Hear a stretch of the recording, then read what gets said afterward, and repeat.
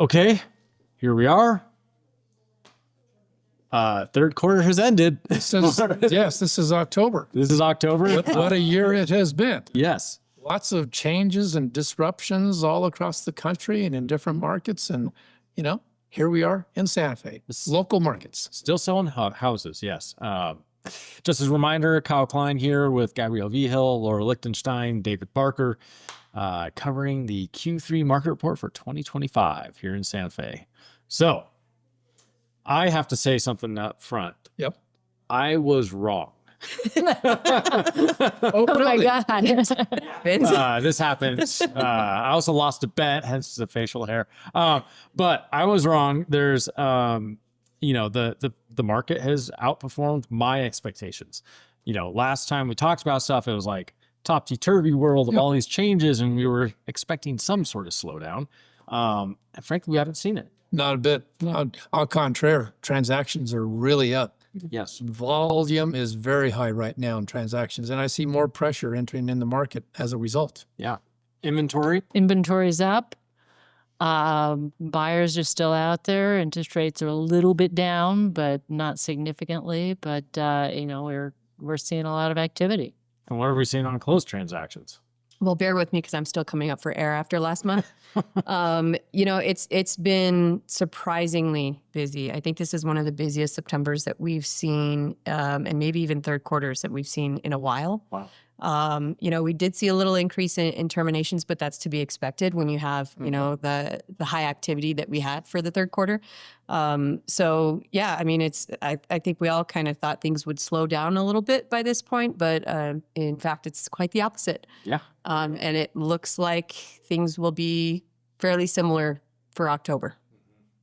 I think we continue to see lots of out-of-towners coming into Santa Fe, buying properties. And hence, when you look at the different price segments within the market, if you look at sales over $1 million, those are up 110% from where they were 5 years ago.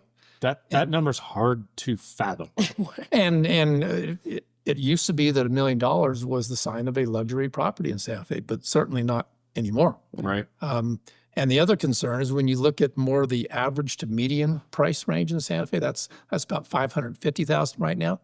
Those transaction numbers are only up 8% in the last 5 years. So that's that stress for that entry level buyer. Right. Mm-hmm. Yeah, we're seeing buyers struggling, entry level buyers struggling to find something they can afford sometimes, and we're still seeing competitive bidding on those properties once in a while. Right. I think part of the reason we're seeing so many more sales over $1 million is the prices have gone up to that. Yes. So it's, we're seeing the appreciation there. Yeah. And a lot of those buyers may be cash. They don't have to worry about the interest rates and lending and things like that. So it can be a little bit easier for them to purchase than somebody that's entry level. You're right. The part that is hard to understand is despite all this volume and activity we're talking about, there are segments of the market that are very sluggish right now. Yeah. And there are certain markets where, several years ago, there were just a few listings. Anything that came on the market sold very quickly. One of these areas are condominiums. Mm-hmm. Condominiums are not selling as rapidly as they used to. Yeah. And they're facing a lot of challenges too. I mean, how many times have we heard of insurance issues or, just there's been a lot of weird things in the condo world that I think has people maybe hung up a little bit, but also lending has slowed down in that segment. Mm-hmm. So yeah, and now you're competing against new builds, right? New construction, and they're trying to put incentives out there with lower interest rates or whatever to get your foot in the door. So there's competition out in the market, which is probably why it feels more balanced, dare I say?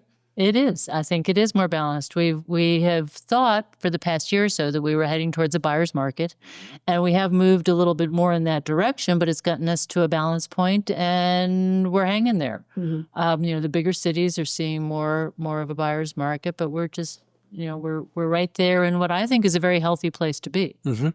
Yeah, you can't have those prices appreciate forever, right? There's got to at some point it's got to slow down, and I think we're at that point where I don't think pricing has really gone up. It hasn't really gone down. It's very plateaued at the moment. It is, but even within our market, you've got to really drill down to the specifics, because we have now seen some examples of the same property selling today in this market compared to what it sold for, say, 2 to 3 years ago. Yep. We've seen a decline in some of those transactions. That's true.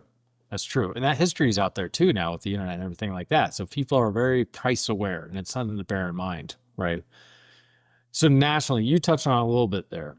Our feeder markets, which typically tend to be Texas, California, Illinois, Pacific Northwest, Oregon, Washington, New York City, Washington, D.C. I think that's pretty much it. Those seem to be the real heavy feeder markets. And now some of the front range, I will say, out of Denver. Almost all of those, with the exception of the Pacific Northwest, has seen a fairly big decline in overall transactions. Like they're not selling as many. Pricing has kind of held. But those markets have slowed down quite a bit. So one of the challenges, just warning buyers or warning sellers really out there, is the contingent offers we're seeing, right? Yes. Yeah. They're trying to sell a home somewhere else, trying to get that offer in the door here. And it's not as simple as that right now. Some of these markets aren't moving. Yeah, it's tough, but those buyers are hopefully savvy enough to know they need to make a really strong offer. Yes. So I think that's helping them. But yeah, if they're in a competitive situation, they've got a big disadvantage. I'm just saying, if I'm a seller and there's an offer coming in, it's contingent on someone selling a house in, let's say, Austin. Right.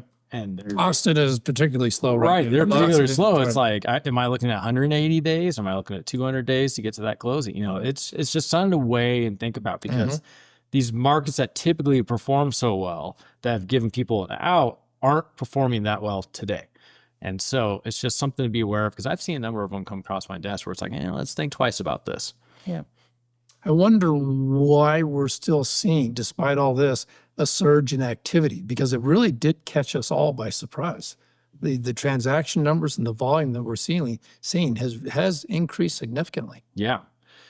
We are seeing different migration trends right now. I think we are officially out of the COVID migration and maybe back to a little bit of a reverse migration occurring, right? We're seeing some of those areas, I just mentioned like Portland and Seattle, Los Angeles. Those areas had a lot of outflux.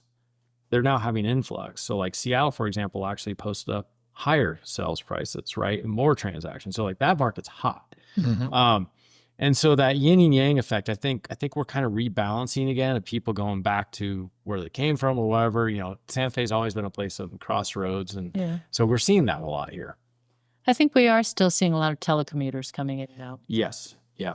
People who realized maybe during COVID, maybe after that, hey, I don't need to live in a big city. Yeah. For whatever reason, I can live in some place like Santa Fe. So We certainly have been the recipient of great national publicity. Yes. I mean, Santa Fe keeps ranking very higher at the tops of Condé Nast, Travelers. All these publications are really touting the quality of life in Santa Fe. And compared to many of these markets, our prices are very reasonable. I mean, just look around. Like today is October something and the 7th. Thanks. We've been busy. But, it's the aspens are in full color, like, wine and chili, just, Aluminum Fiesta. Aluminum Fiesta's going on. I mean, there's people in town. I was just downtown at the plaza and I couldn't believe how many people were down there. So, it's definitely, it has the energy back. It feels very 2019-ish again. Yes. Just kind of that energy's back. All the events this year, I think, were very well attended. We've had wonderful weather. So it's like, who's to blame them? I mean, I'm still here, right? So yeah, I think we are very high on that list still. And when you compare to the other markets I've talked about before, you start looking at places like Tahoe or Telluride and like these other sort of destination places, Jackson Hole. Those places are 3 to 4 times our costs. Oh, we're very affordable. We're very affordable by comparison. So, I think as long as that holds true, we're going to be a destination for folks. Yeah, and I think we have to be affordable. We're the state capital. We have a lot of state employees. We have a lot of entrepreneurs. Yep. So yeah, I think we're positioned very well compared to places like Telluride and whatever else you said. Our city governance is really focused hard on affordable housing, and that's a good thing.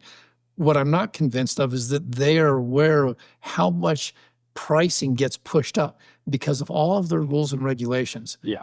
I continue to hear so many complaints about how difficult it is, how long it takes to get the building permit. And the city did embark a year ago on rewriting the code, the land use code, and they're very busy on that, but it's taking them quite some time. I hope the result is some simplification and a speedier process, because that does contribute to the high cost of construction.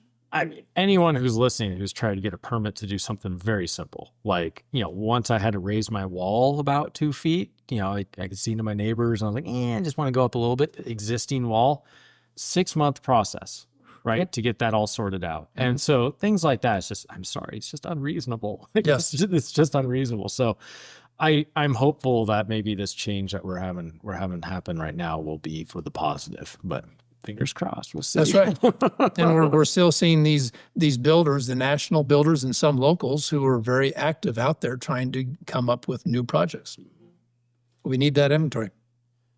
So one thing I want to touch on a little bit is the macro and micro. So like, the city as a whole, prices have remained fairly steady.